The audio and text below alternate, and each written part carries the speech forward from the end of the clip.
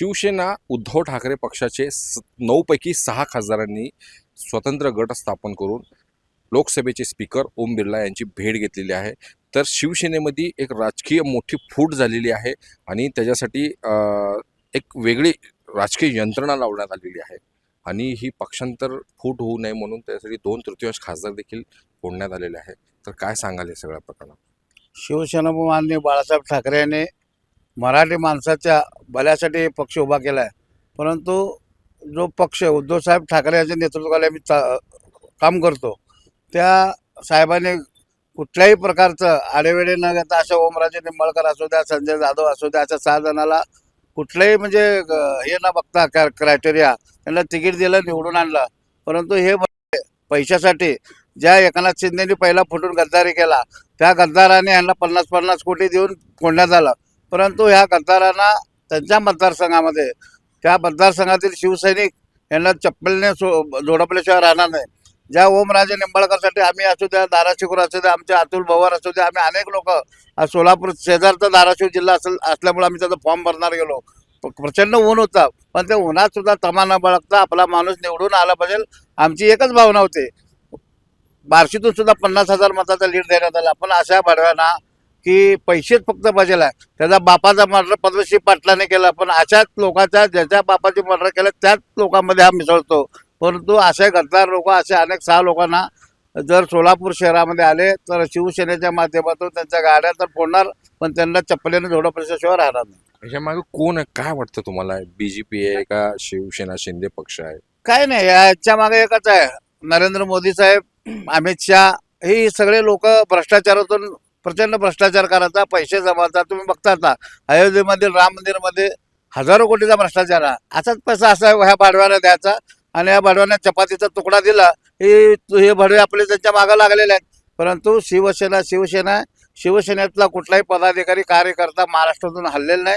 सर्व पदाधिकारी कार्यकर्ते उद्धव साहेबांच्या पाठीशी भक्कमपणे उभे आहेत. असे आले काय आणि गेले काय शिवसेनेला फरक पडत नाही. तुम्ही बघता भुजबळ गेले, राणे गेले, आपलं नाईक गेले, गणेश नाईक गेले, असे अनेक लोक पण शिवसेना आहेत.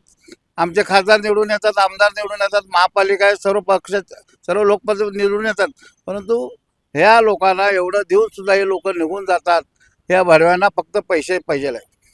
काय सांगाल तुम्ही या सगळ्या राजकीय जे घडामोडी जे झाल्या दिल्लीमध्ये, ज्या 9 पैकी 6 खासदारांनी जे स्वतंत्र गट स्थापन करून ते एक वेगळी भूमिका ह्याच्यामध्ये आहेत, आणि तर तुमची काय प्रतिक्रिया? एक शिवसैनिक उद्धव बाळासाहेब ठाकरेंचे कडवट शिवसैनिक म्हणून काय सांगाल तुम्ही?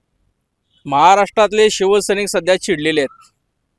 काल ही जी बातमी आम्ही TV च्या माध्यमातून पाहिली, प्रत्येक शिवसैनिक महाराष्ट्रातला जे लाखो करोडो शिवसैनिक आहेत त्यांच्या मस्तकातली शीर आता हल्लेली आहे. एकदा 2022ला फूट झाली, आम्ही सहन केली ती. पण आता प्रत्येक वेळी जर 3-3, 4-4 वर्षाला हे जर भडवे जर फुटत असतील तर यांना भर रस्त्यावर तुडवल्याशिवाय शिवसैनिक शांत बसणार नाही.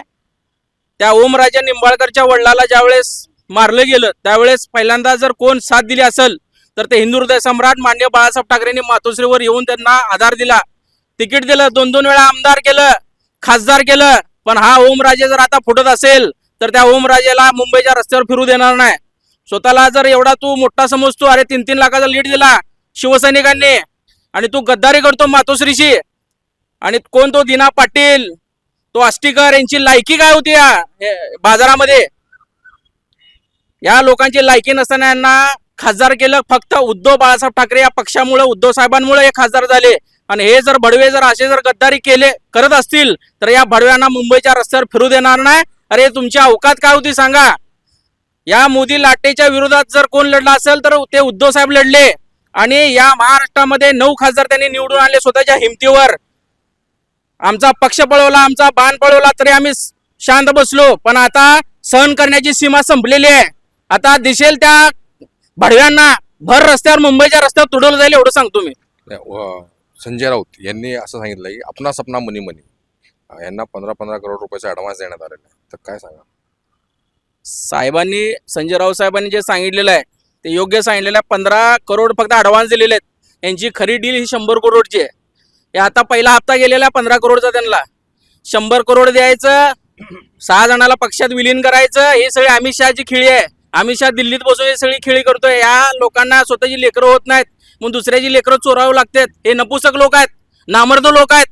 जर हे मर्द असले असते तर त्यांच्या पक्षातील लोकांना मोठं केले असते, त्यांच्या पक्षातील कार्यकर्त्यांना मोठं केले असते. पण त्यांच्या पक्षातले कार्यकर्ते आता सतरंजा उचलतात आणि हे जे बाहेर वळवून टाकलेल्या अवलादी असतात अशा लोकांना, लाचार लोकांना घ्यायचं आणि एका पक्षामध्ये सामील करा. हा धंदा अमित शहाने केलेला आहे. तिकडे तृणमूल काँग्रेस फोडली, सगळे पक्ष फोडायचे आणि डिलिमिशनचा जो कायदा त्यांनी मध्यंतरी जो पारित झाला नाही, त्या मोदीला तेच वाईट वाटतंय की काँग्रेसनं आमचा डिलिमिशनचा कायदा पारित करू दिला नाही. ही त्याची नाचक्की झालेली आहे मोदीची. म्हणून मोदी तो वचपा करण्यासाठी या सगळ्या पक्षातले खासदार फोडून डिलिमिशन कायदा करून या देशातील लोकशाही, डॉक्टर बाबासाहेब आंबेडकरांचं संविधान संपवण्याचं काम नरेंद्र मोदी करत आहे. पण ते आम्ही होऊ देणार नाही. धाराशिवकर साहेब आहेत, काय सांगाल साहेब हे सगळ्या प्रकरणावर? आता ह्यांनी तृणमूल काँग्रेसचा विषय काढला. एक पश्चिम बंगालमधले तृणमूल काँग्रेसचे जे खासदार होते त्यांचं देखील आता ते फुटले आणि आता शिवसेना फुटायला लागली दुसऱ्या वेळेस. काय सांगाल सगळ्या प्रकरणात? उद्धव ठाकरे हे नावच मोठं आहे की तुम्हाला आमचाच पक्ष फोडावं लागतंय. ठीक आहे, तुम्हाला लेकरं होत नाही, दुसऱ्याची लेकरं तुम्हाला मांडीवर घ्यावं लागतील. परंतु ज्या माणसानं तुमच्यावर प्रचंड विश्वास दाखवला, शिवसैनिकांनी घाम गाळला आणि तुम्ही एका रात्रीत फुटून दुसऱ्या पक्षात जाता, याची शिवसैनिकामध्ये अत्यंत तीव्र संताप आहे. आणि तुम्हाला निष्ठा आम्हाला तुम्ही निष्ठा शिकवायच्या भानगडीत पडू नका. शिवसैनिकांना आम्ही जिथे आहोत तिथंच आहोत.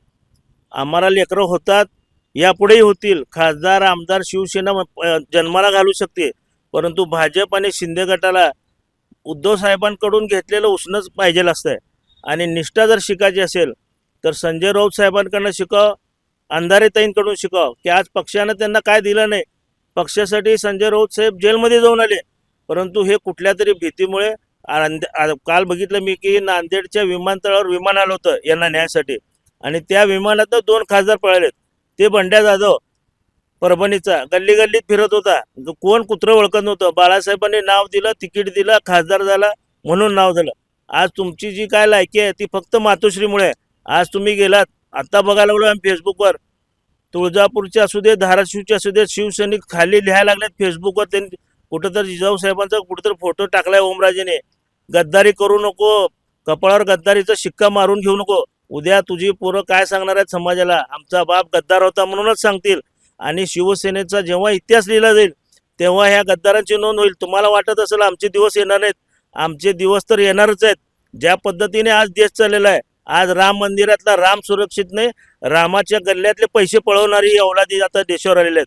त्यामुळे या अवलादींना शिवसैनिक आणि भारतीय जनता घरी बसवल्याशिवाय राहणार नाही. आणि जेव्हा आमचं दिवस येतील तेव्हा आम्ही ह्या एक एक पै ना पैचा हिशोब केल्याशिवाय शिवसैनिक गप्प बसणार नाही. तुम्ही काय सांगाल साहेब या सगळ्या राजकीय घडामोडींवर काय पाहता? मी प्रथमतः फडणवीसचा निषेध व्यक्त करतो. फडणवीस जेव्हापासून सत्तेत आलेत त्या दिवसापासून एवढं घाणेरडं राजकारण महाराष्ट्रात कधीच नव्हतं.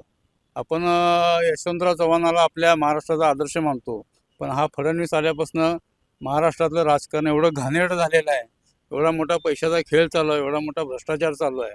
आज जे गद्दार लोक जे सहा खासदार सोडून जाण्याच्या तयारीत आहेत, तर ते फक्त ते 6 गद्दारच गेलेले आहेत. शिवसेना आणि शिवसैनिक हे जागेवरच आहेत. त्यामुळं पुढील काळात आम्ही अजून नव्याने सर्व आमदार, खासदार, नगरसेवक निवडून येणार आहेत. त्यांना त्यांची जागा आम्ही इलेक्शनच्या वेळी त्यांना दाखवू. आणि हे शिवसेना कुठेही हललेली नाही आहे, आम्ही जागेवरच आहोत.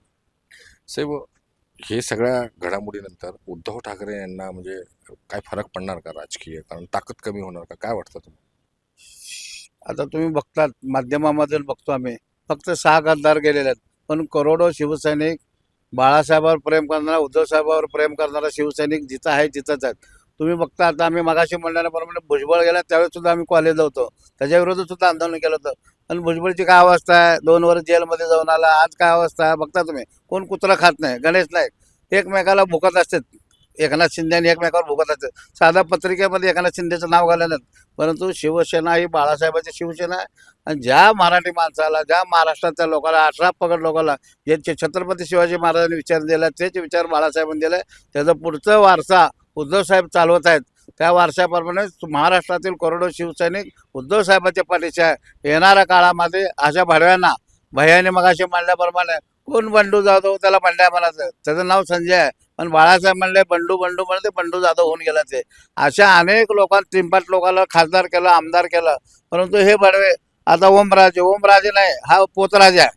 ज्याच्या बापाला मी मागाशी पण म्हणलं होतं, ह्याच्या बापाला पद्मश्री पाटीलनं गोळ्या घातल्या, पण त्याच्याच दावणीला आज गेलेलं होतं. म्हणजे ह्या लोकांना फक्त पैसे पाहिजे आहेत. 6 लोक गेले म्हणजे शिवसेना फुटले नाही. हे फक्त 6 लोक, हे 6 भडवे, 6 चोर समजा. ह्या चोर गेल्यामुळे आम्ही त्यांचा निषेध तर व्यक्त करतो. परंतु उद्या आम्ही गणपती घाटावरती यांचं श्राद्ध घालणार आहे. श्राद्ध आपण हिंदू धर्मामध्ये मेल्यावर घालतात, परंतु जिवंतपणे आम्ही श्राद्ध घालायचं आंदोलन गणपती घाटावर करणार आहे. हॅलो. हा. जरी हे 6 फुटले असले तरी 3 निष्ठावंत शिवसेनेचे शिलेदार संसदेमध्ये आहेत. या 13ची ते 3-13 वाजवल्याशिवाय राहणार नाही, ही सर्व शिवसैनिकांना खात्री आहे. तर आपल्यासोबत ते सोलापुरातील शिवसैनिक यांनी अतिशय संतप्त प्रतिक्रिया दिली आहे. महाराष्ट्र टाइम्स, इरफान शेख, सोलापूर.